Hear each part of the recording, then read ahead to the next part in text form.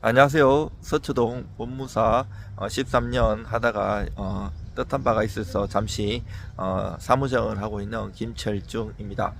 오늘은 부동산 경매에 대해서 가르쳐 드리겠습니다. 우리가 이제 그 채권자로서 채무자에게 뭐 집행 권한이 뭐 서로 합의해 가지고 이제 그 공정사무실 가갖고 공정증서가 있든지, 공정증서가 있으면 거기다 집행문 받으면 돼요. 송달증명, 확정증명은 필요 없어요. 근데 만약에 안 주갖고 돈을 안 줘서 소송을 해가지고 판결을 받으면 판결 정본에다가 집행문을 발급받고 거기에다가 송달증명하고 확정증명을 발급받아야 돼요.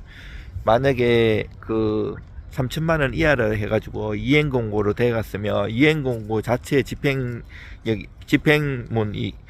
있는 것처럼 효과가 있기 때문에 따로 집행문은 발급 안 받아도 돼요. 옛날 같은 데는 지급명령에 이행공고 결정에 처음에 초도에는 집행문이 없지만 제도 한번 만약에 내가 강제 집행을 하고 다시 받으면 제도를 받아야 되거든요. 그때 500원 인질 안 주도 집행문을 붙여주는 경우는 있긴 있었어요. 근데 그거는 실무상 가능이 없고 안 그래도 돼요. 그리고 지급명령은 3천만 원 이하인데 이런 금액의 제한이 없어요. 몇 억도 되고 지급명령 받으면 그 지급명령도 그 자체에 송달 확정일을 적어놔요. 거기다가 옛날에는 수기로 했는데 지금은 기계로 다 나와요. 그래서 그 집행이 또 있기 때문에 집행문을 다시 발급받을 필요는 없어요. 자, 요런 걸 해가지고 채무자의 부동산을 파악해가지고 경매를 넣는데, 예전에는 종이로 많이 넣었었어요. 종이로 넣으면 법원에서 송달 갔다 하고 세금 내고 뭐 시간이 꽤 갔는데, 요즘은 전자로 하면 며칠 만에 다 인용이 돼요. 그러면 경매 개시 결정 등기를 하면 그 촉탁으로 상대 채무자 부동산에다가 경매 개시 결정 이렇게 갖고 등기가 돼요. 등기는 원래 신청에 등기, 신청도 공동신청이 원칙이에요. 근데 예외적으로 단독 신청도 있지만 판결 받아가지고, 근데 촉탁예행 등기, 명령예행 등기가 있어요. 뭐 직권 이렇게 하는 것도 있는데, 이 촉탁 이것도 내가 경매할 때 세금 중에 등록면허세나 그 등기 신청 수수료 뭐 이런 걸 내면 그 감정평가 하는데, 그런 감정 비용도 여러 개를 다 내면 그 촉탁을 해줘요. 나중에 말소할 때도 부동산 필지마다 똑같이 그 경매 개시 결정 등기 되는 개수마다 그 다시 그 말소를 해야 돼요. 자, 이렇게 되면 이제 그 상대 부동산에 뭐 건재당권도 있고 지상권도 있고 여러 가지 사람들 있잖아요. 이걸 이해관계인이라고 하는데, 이해관계인 숫자만큼 몇 회분에 송달료도 내야 돼요. 그리고 그 이제 청구 금액 기준으로 해갖고 등록 면허세 이런 것도 내야 되고요. 또 여러 가지 그 감정 비용이나 이런 거는 청구 금액 기준으로 안 해요. 이거는 또 뭔가 하면, 내가 청구 금액은 1,000만 원이지만 여기 신청하는 부동산이 큰 땅일 수도 있고, 거기 또 저 큰 다가구나 이런 몇십억 하는 다가구일 수도 있잖아요. 그러면 그 다가구를 감정평가사 가고 다 평가해야 되고 집행관님도 가시고 이래야 되기 때문에 비용이 꽤 몇백에서 몇천 나올 수도 있어요.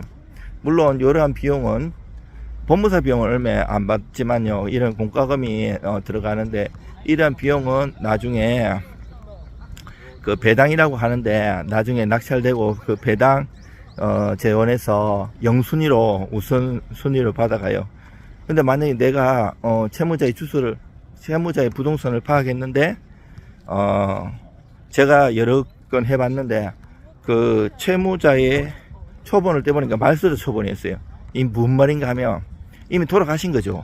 돌아가셨으면 상속인들이 상속 등기를 해야 되는데 안 하는 거예요. 왜냐하면 집행될 수도 있고 여러 가지 이런 경매당할 수도 있으니까.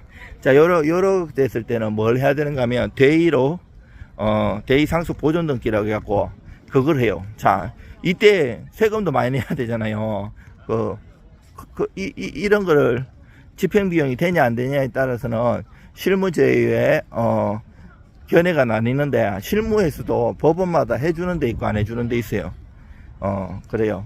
이런 거 이제 변호사 비용을 많이 이제 쓰더라도 그거 다 보존 안 해줄 수도 몰라요. 법무사 비용은 저렴하기 때문에 거의 다 해주는데 안 해줄 수도 있어요. 근데 그거는 공과금은 해줍니다. 100%. 근데 이제 집행 이게 할 때 그 집합 건물 같은 경우에는 원래 이제 법무사 시험에 2차에 보면 등기 신청 수수료, 등기 신청서 양식이 있는데 거기도 우리는 맨날 연습을 해요. 그리고 일을 하면서 10여 년 동안 체득이 돼가지고 거의 한 등의 건물의 표시부터 해가 쭉쭉 이게 자동으로 나오는데, 그렇지만 그거를 기계적으로 다 쓰는 게 아니고 이 등기부도 그 집합 건물 그 집행용으로 떼면 내가 그 번호, 법무사 그 번호하고 이렇게 하면 자동으로 다 끌어가고 기재가 돼요. 그게 간단한 거는 금방 되지만 엄청 이해관계인이 많고 여러 가지 복잡한 경우가 있을 수 있잖아요. 그러면 이런 경우 일일이 다 쓰려면 엄청 힘든데, 끌고 와서, 물론 전자신청이 아직도 100% 완벽하진 않아요. 거기 이제 각각의 이해관계인 갖고 뭐 주소도 쓰라는 난이 그 주소가 틀릴 수 있잖아요. 만약에 뭐 신한은행에서 대출을 받아 건지당 설정을 했는데 신한은행 본점이 아니고 지점마다 다르잖아요. 거기 또 그렇고 다 이든 그거를 이제 일일이 터치해주는 그런 기술은 필요하고요. 보증이 안 나오게 해야 돼. 보증이 나와버리면 그 보증 내고 왔다 갔다 하고 이러면 시간이 금방 간단 말이에요. 그 강제 집행은 신속을 요하는 거기 때문에 숙달된 군에서 숙달된 조교처럼 기계적으로 처리가 될 수 있어야 돼요. 그리고 저처럼 경매를 수십 년 한 사람은 이걸 경매를 넣으면 이게 그 실효성이 있는지 이것도 봐야 돼요. 민사집행법 102조에 보면 무행위어 경매라고 있어요. 이게 뭔 말인가 하면, 이 경매를 넣었는데 몇 번 유찰돼 가지고 서울 같은 데는 물건의 종류에 관계없이 20%씩 저감되고요. 한번 유찰될 때마다. 지방은 물건의 종류에 역시 관계없이 30%예요. 아까 20%하고 다르죠. 그러면 몇 번 유찰되고 이러면 법원에서 통지서 가요. 야, 보증명이야. 야야, 이거 지금 이거 낙찰돼도 선순위가 다 가져가면 네가 가져갈 거 없는데 취하할래 아니면 네가 받을래, 이렇게 나오기 때문에, 이렇게 하면 내가 몇백에서 몇천만 원 공과금도 쓰고 경매 신청한테 돈 썼잖아요. 이거는 낙찰돼 가지고 배당받는 재원이었기 때문에 돈만 날리는 거예요. 근데 저 같은 경우는 그런 거를 판단해 주죠. 원래 이런 거 비용도 권리 분석에 대해서 따로 받아야 되는데 비례해서 받아요. 그 건물이 크면 돈도 엄청나게 많이 하는데 저는 그런 거 추가 비용 없이 그냥 해주는 편이에요. 그리고 사실 그래서 제가 돈을 많이 못 벌어요. 돈을 많이 벌려면 그런 거 신경 없이 뭐 의뢰 들어오면 그냥 접수해주고 이래야 되는데, 딱 보면 보이걸랑이 저는 그래서 이거 해도 별로 실익이 없다 그러면 안 하잖아요. 그럼 난 돈 못 버는 거잖아요. 그래서 돈도 못 벌고 일은 잘하는데, 그래서 당분간 법무사 폐업하고 동기법무사님 사무장으로 갔습니다. 예. 그리고 뭐 지금도 여전히 저렴한 비용으로 잘 도와드릴 수 있습니다. 이거 지금 여기 서울교대에 와서 이렇게 합니다. 저는 뭐 이렇게 따로 원고를 준비한다든지 뭐 보고 하진 않아요. 항상 제 거 유튜브 보시면 알겠지만 걸어 다니면서 하는 경우가 많고요. 앉아서 할 시간도 안 나요. 하도 바쁘고, 뭐 제가 뭐 돈은 못 벌지만 열심히 일하고 또 논문 쓰고 책 쓰고 엄청 바쁜 사람이에요. 하루에 잠 3-4시간만 자고 평생 살아온 사람이에요. 그래서 이제 이렇게 이제 밥 먹고 약간 산책한다든지, 그리고 답답하게 앉아 있으면 짧게 하기 때문에 이렇게 어느 정도 길게 해주려면 이렇게 산책하면서 해요. 저는 제가 경험에 의해 가지고 체화된 거기 때문에 조문이나 판례 이런 게 다 기억이 나요. 내가 몸소 했기 때문에. 그리고 이제 처음에 일할 때는 무슨 하나의 일을 할 때 이론성을 알지만 그걸 실무를 하기 위해서는 한국 논문, 외국 논문, 관련 책 다 찾아보고 엄청나게 노력했는 것들이 쌓여서 법무사나 변호사 그 전 범위에 관련해 가지고 할 수 있는 법무사, 행정사, 공인중개사 할 수 있는 그런 업무들을 다 몸소 체득이 된 거예요. 제가 거의 안 해본 업무는 거의 없는 것 같아요. 법무사가 할 수 있는, 그리고 행정사, 공인중개사가 할 수 있는 업무 중에서는 거의 다 해봤는 것 같아요. 그리고 하는데 이런 아까운 그 재원을 그냥 쓰기보다 봉사해주고 싶어서 여전히 사무적으로 하고 있습니다. 여러분들 그 돈 못 받았을 때 이제 집행할 때 무조건 부동산 경매가 1순위가 되면 안 돼요.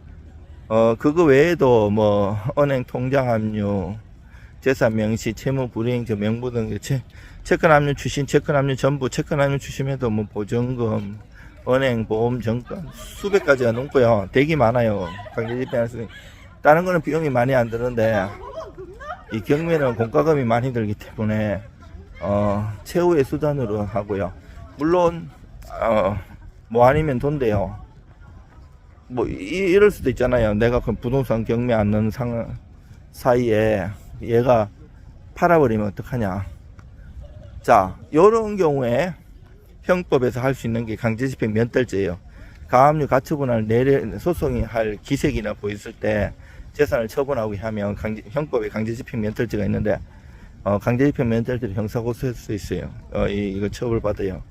그리고 우리가 이제 민사를 해결해야 될 거를 형사로 하는 경우가 있는데 보통은 잘 안 봐주는데 이런 경우에는 형사 확실하니까 형사로 고소해 가지고 돈을 받을 수 있는 좋은 방법이기도 하고요. 제가 대기업 그 거래처 법무사로서 10여 년 동안 강제집행